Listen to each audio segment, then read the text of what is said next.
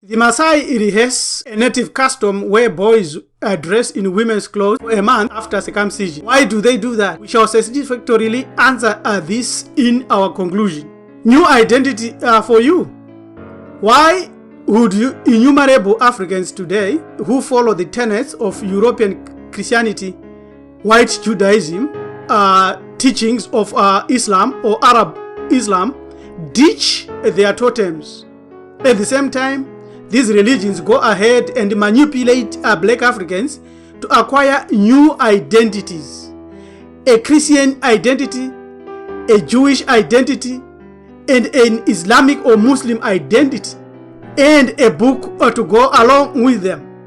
Yet they have been culturally programmed that their totems or their original identity was devilish.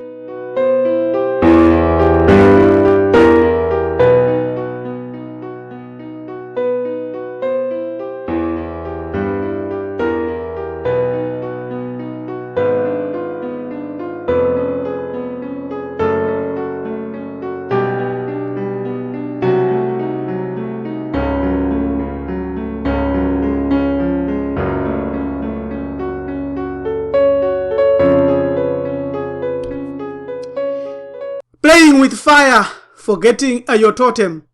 Thy perfect soul, oh, never ubenif, triumphant, has the power of speech. Ritual 149:15. They think all is in the Bible, not knowing that the Bible is only a part of a much larger book. They do not realize what has happened to them. The fact is, a religion exists at two levels, the exoteric and esoteric. To put it bluntly, the exoteric level is meant for profane, dumb, and those that are not properly thinking. The esoteric level of religion is a scientific one at a higher level where exactness, lucidity, logicality, and provable abilities are demanded. This level of being so close to pure science and real truth is normally and obviously and most of the time veiled by the mask of mythology. Let's look at totems and also show that Christians have not understood this topic. The missionaries, the scholars, the thinkers of Christian orientation have failed to tell their followers that totems are not devilish, because totems are there in the Bible. Totems are the identities of biblical characters. Jesus is called the tribe of the Lion of Judah. Why would we be called that? They also forget that Adam named animals in Genesis. Why would we name animals? Why would we get totems and that relationship with animals? They forget that Genesis 49 gives the 12 totems of the tribes of Israel. And the Lord spake unto Moses and unto Aaron, saying, every man of the children of Israel shall pitch by his own standard with the ensign of their father's house. Far off about the tabernacle of the congregation shall they pitch. So what are these standards? What are these ensigns which they had? These are totems which are now being called flags by others, which means the lion, the ox, the eagle that we find in Genesis 49. Deuteronomy 33, it also continues to demonstrate these totems. We know that Ishmael, his totem is Dube. And we know that in the King James Version, one totem rendered unicorn or unicorns is an example where these translators did not know the cultural base of the books they were poaching from or pilfering from. It is totemic. These renderings are found in King James Version in 9 times, in Numbers, Deuteronomy, in Psalms, and Isaiah. Unicorn, for your own information, is the rhino found only in Africa. And also, it is not as wild ox. If you sense a wild ox, as Deuteronomy 33:17 says, it means it is nyat. It is the buffalo. So, not wild ox, it's the buffalo nyat, which is all there. So, what is your oldest linkage to the first ancestor? That ancestor was created directly by the creator, or directly, or the first prototype, or the first one to be created. We know the source. We know where we can go. We can only come to Africa to determine the truth and veracity of our answers. The source of totems. Where do totems come from? In the earliest epoch, that ancestor created directly by the laws or by the creator or by the principalities that were assigned by the creator chose conscious creatures who contributed in some way to the existence of his race or a specific clan. That's the source or origin of totems.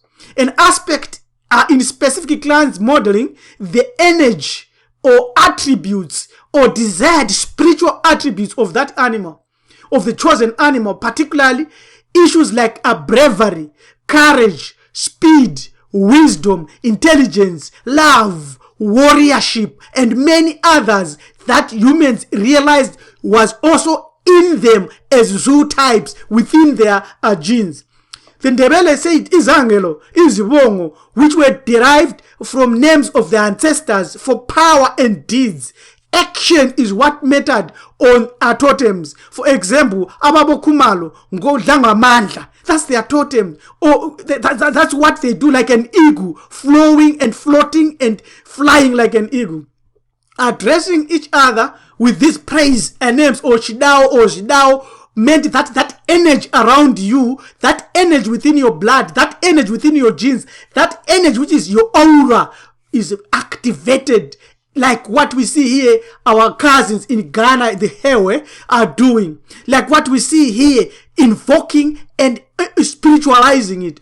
Totems serve in Africans as scientific tools, not superstitious tools, as some have been told to believe.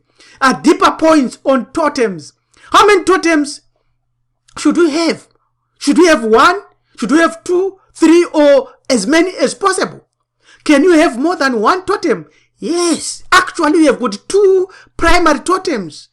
That's the limit. The lower limit is 2. How is this so? Biological source. Natural genesis and atypical origins limits our totems to 2. Which ones? Obviously, your biological father, patriarchal side, and your biological mother, maternal side. However, it is obvious from the following clear facts that these 2 serve like the 2 eyes, like the 2 ears, like the 2 hands, like the 2 legs, like the 2 jaws. We can go on and on. That's the reason. If you snap one, it is corresponding to walking with 1 eye open, or hearing with 1 ear, or trying to walk with 1 leg, which is impossible. If you ignore both, it's like walking blind in this world. 1 hand cannot clap. Peter Tosh told us. 1 finger cannot crush a lice. You can't play with your maternal side.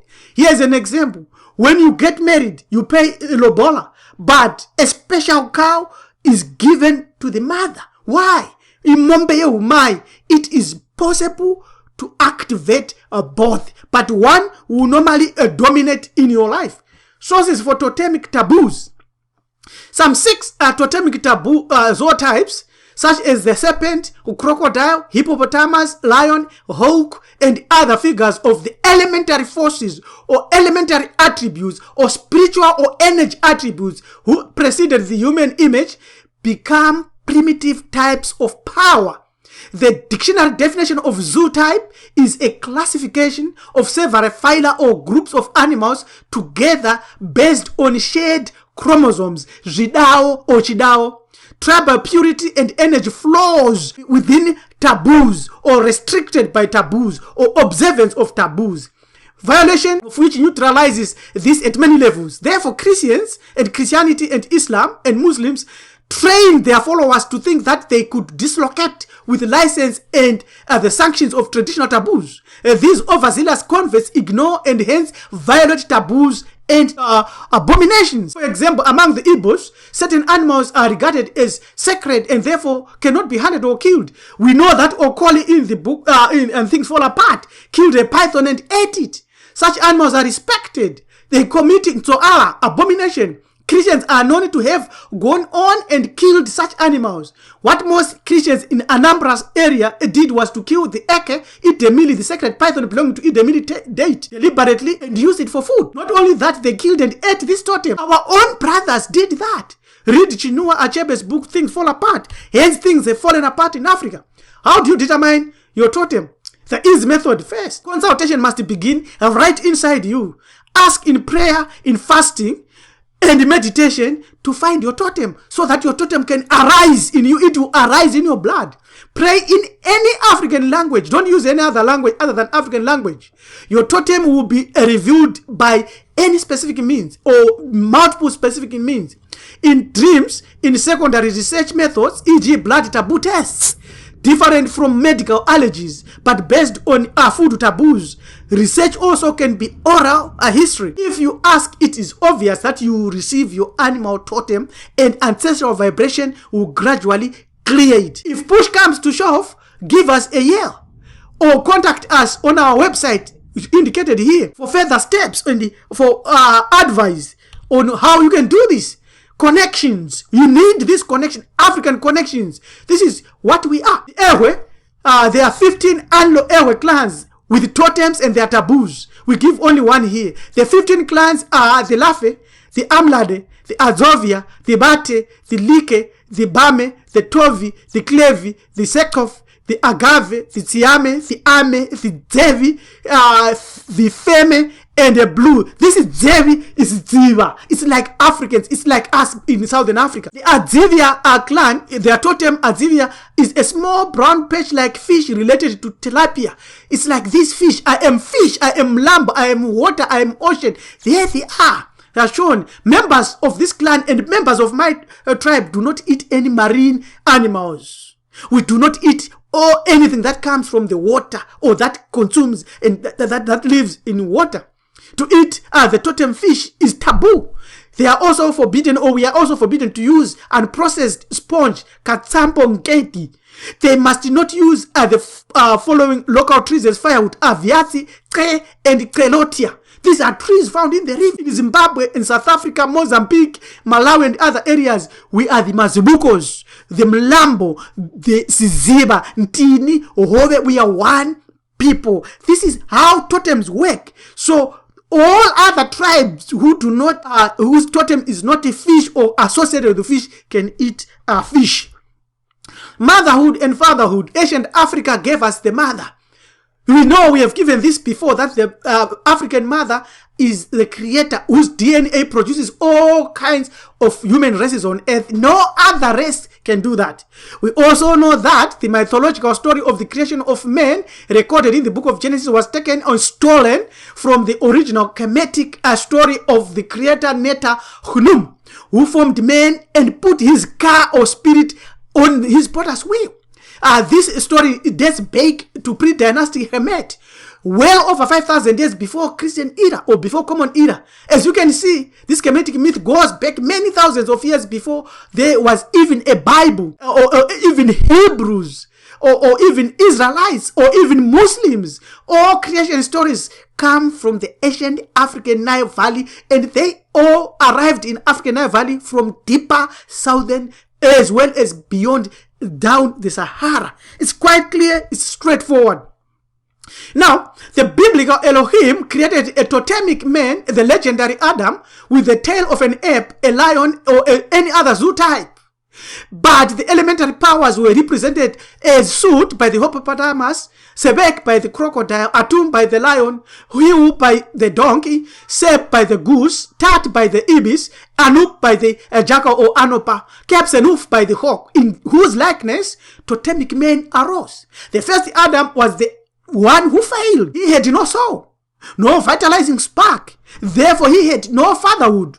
The man who was only born of the group in communal marriage under the matriarchate lacked the power to give life. But the Atum was too divine. Thus, the hybridization occurred to create the original black man, the original Muntu, the original Bantu. Therefore, we say Musikabantu, Musikabantu, Musikabantu, which is part of my royal name. From the book of Ecclesiasticus, there is a description of the creation of man. It is said that man received the use of the 5 operations of the Lord, and in the 6th place, he received and was imparted with understanding. In the 7th, he was given speech, talking a spirit that is in you, the talking spirit that we see, the divine spark that we see. The creation of man from 7 souls take place on earth in Africa for the next life, with speech as the 7th constituents. There is the original man, the African, who was created by Knum. We know that motherhood is great. This is a Kikongo in Congo. This is how the mother, great mother, was given, who predates all others in the evolutionary cycle. The great mother, who has no death, who is archaic, who is matriarchal, who fragmented into all the mothers we have, who is a goddess, who kills materialism, who doesn't disintegrate, who is cultural and social. This is our mother. We should honor our mother. Deep reverence. In conclusion, therefore, we answer the Maasai who wear clothes which they were enacting. They enact a very significant, important racial saving act, the erection of vital feminine power that gives life. The mother goddess who we have just shown. The Semitic story of the fall is false. So too the scheme of redemption based on it is consequentially fraudulent. The obvious blatant denigration of women in Christianity, in Islam and Judaism is proof of that. As it comes to us, the book of Genesis is based on misappropriated legends. It is responsible for an utterly erroneous account of creation and the origin of evil and its damnation of the rest through Adam's fall. We didn't fall. Nothing like that. As writer Church would say, the same old lie forever told anew will never save to make the falsehood true. If left to continue, Christians are playing with fire and may burn us all. Africa's problems are primarily spiritual. We have let go of many weapons. This has given birth to all other political, economic, socio-cultural, and technological failures, as well as individual depression and suffering. We left the laws that bred success for us and our ancestors. We played with fire. We have allowed other people to play with fire. We allowed one cultural and traditional pillar to collapse. We no longer acknowledge totems and observe taboos. This we must go back to. Teach the children and let us all get our totem. Thank you. This is Priest Teacher Rabbi Elem Tumizulu of Hamiti Hebrew Ethics. Subscribe, comment, and share. Live Spirit of Amen, Hamiti Hebrew Ethics. It's time to rebuild. Rebuild first by getting and activating your 2 totems. Thank you. Goodbye.